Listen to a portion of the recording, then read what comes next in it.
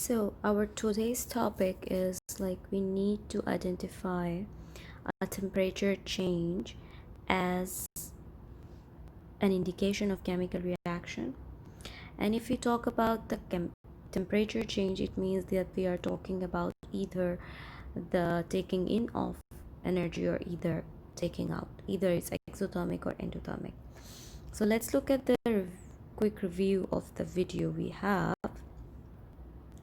and recall exothermic and endothermic reaction. In this video, we are going to look at exothermic and endothermic reactions. So what are they? How are they different? What about their energy levels? In the next couple of minutes, you'll know everything you need to get started. An exothermic reaction gives off energy to the surroundings, like this fire giving off heat, whereas an endothermic reaction takes in energy from its surroundings, like this poor melting snowman. So exo means out and endo means in. Do you think there is a temperature change happening in these both reactions? There, like in case of exothermic, the temperature or heat is going out or in, or endothermic, the temperature or heat is going in or out.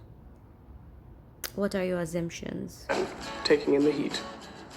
Just remember, exo means external, so giving out, and endo means internal, so taking in. Let's start by having a quick look.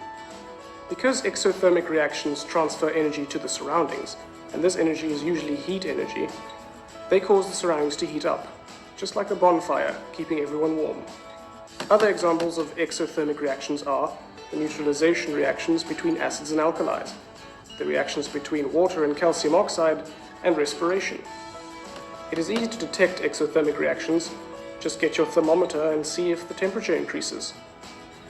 Watch the hydrochloric acid and sodium hydroxide solution being mixed and see how the thermometer increases.